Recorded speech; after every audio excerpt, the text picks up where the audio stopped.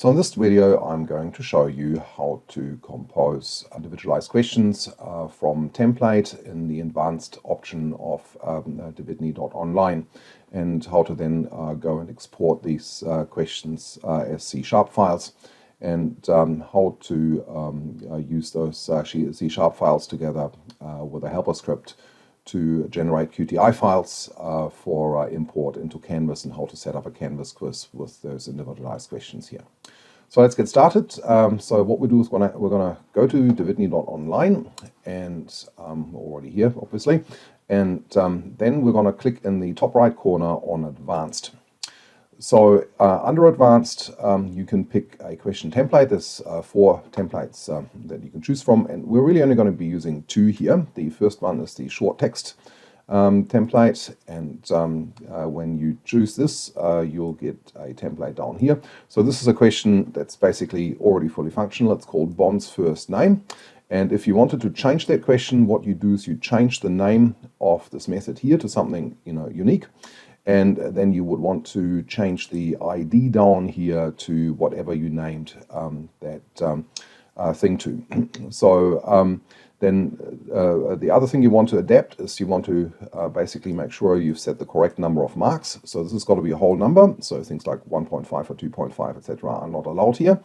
And then you want to set the question stem. That's the actual question for your short answer questions. So remember, with short answer questions, the students get a little box to input their answer into, and typically this is meant to be just a very, very short string of characters of sorts. And what can happen in those short answer questions is that sometimes there's more than one valid correct answer, and so what you need to do is you need to add those correct options. So in this case, could be James, Jim, Jimmy, or whatever. And then this is really all you need to do for authoring. You could also use the random generator that's being passed in here. If you're a bit of a programming type, you could use that to even vary your stem or your answers, but that isn't actually always required. So in that sense, we're a non-individualized question here, but in this case, the student still has to work out the answer by themselves. There's no answer options given to them that they can see. So we then click on Preview, and what you'll see happening here is that the question basically comes up, and it shows us what all the possible true answers are. So this is just a quick proofread that we want to do. And then at that point, that question is ready for us to be processed. Processing happens in a notepad. So in order to do this, we'll bring up a notepad or text editor of whatever we want to use, and we actually just quickly put that aside. We go back to the template, and now we're going to basically just highlight all of our template text. We're going to copy that, and then we're going to paste this into our editor, and from the editor we're going to actually save the file to a location that I've already prepared here, the folder mock quiz, in this directory here. So what we're going to do is we're just going to give it the same name as for the question, so Bond's first name, and we're going to make this file not a text file but a C# source file. So Bond's first name.cs, here we go, it's all saved. Yeah, so once we've done that, we can go and just put this aside for a moment and come up with another question. So in this case, I'm going to take you straight to the multiple response MCQ or XYZ question type. And I'll show you here a few of the other nice features that Dividni.online has in terms of assisting you to produce correct questions. So basically the way that those XYZ questions work is that the students get 3 statements presented to them, X, Y, and Z, and each statement on its own can either be true or false, and then they have to identify which of those are true and which of those are false. And in order to individualize this, what we're doing is we're creating 2 pools of possible statements or answers, or whatever. So here in this particular example, the national capitals is MCQ, question template. we basically are asking the students to identify which of the options X, Y, and Z are national capitals and which ones are not. So we're naming this national capitals MCQ, and again you see that the ID of the question corresponds to this one here.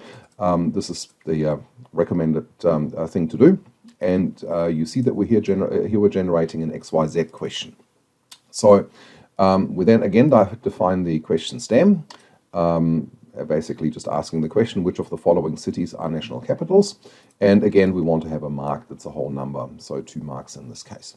So then we define 2 pools, the pools of the correct options. So in this case, this would be London, Paris, Madrid, and so on.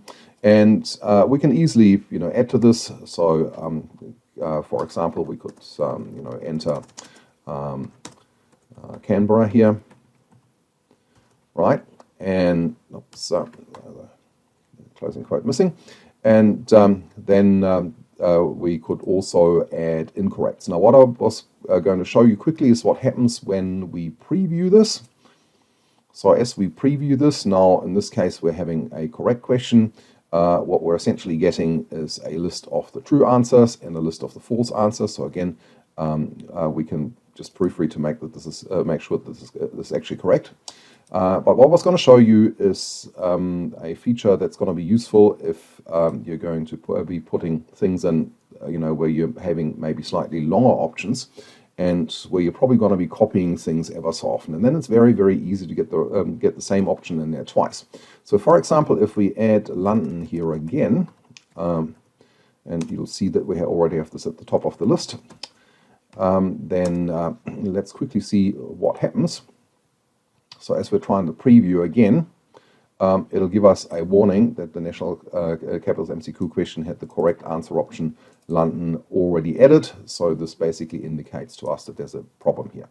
What we could also do is basically just bring that down here to the incorrects list. And if we are trying the same dirty trick here, then again it's going to complain in the same way. So we want to make sure that this is clean, obviously. And once we've done that, just one quick preview to make sure everything's correct. And as we can see, it is. So what we can now do is we can basically go back to our template window. Again, highlight everything, copy, and go over to our notepad and just save this again as a C# file. So there we go, and this is National Capitals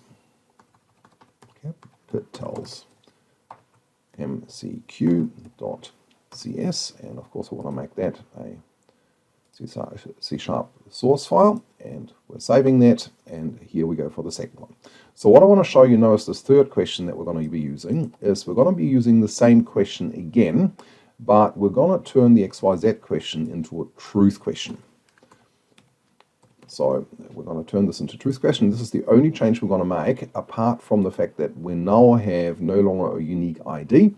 So we're going to just say this is going to be a single answer question, and again we're going to change this over here. So you can call this anything. So the single answer is really just as a sort of memo to us. It just has to be a unique ID for the respective question. That's all we need. Okay, so again, we're going to go and highlight everything here. We're going to copy over, and we are going to be generating a new file, and we're going to save our file as National Capitals Single Answer MCQ, and again we're going to make sure that this is a C# file. Right, so at that point we're actually ready to go. So now that we've got our C# files, it's time to generate the QTI zip file. And in order to do that, we're going to be putting the editor aside, which we're not going to need anymore.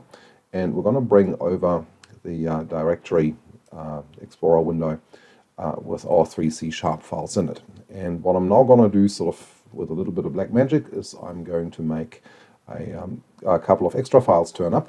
So the two new files that I've copied over are Canvas test blurb.html.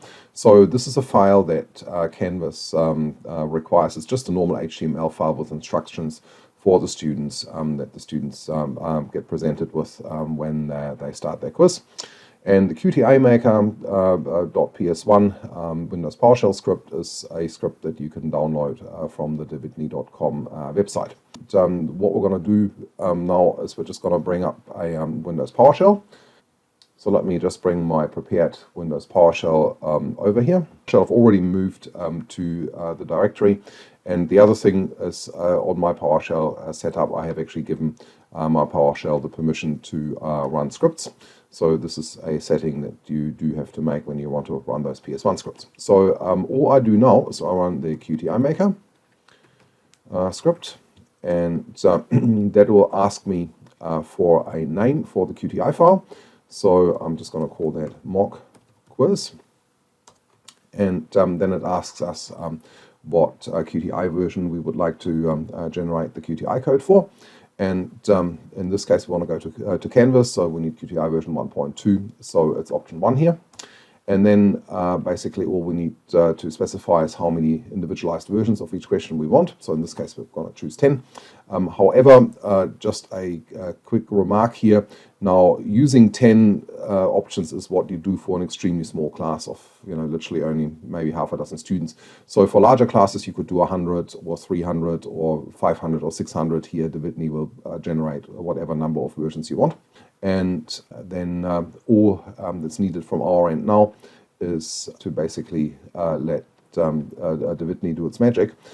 And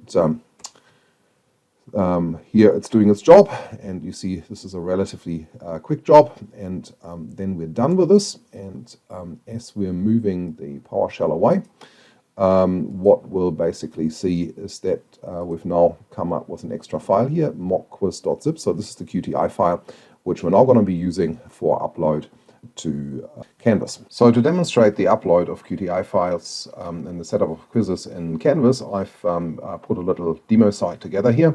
And if we go under its quizzes entry, we'll basically see that there's no quizzes currently in the course. So in order to change that, we're going to go down to settings.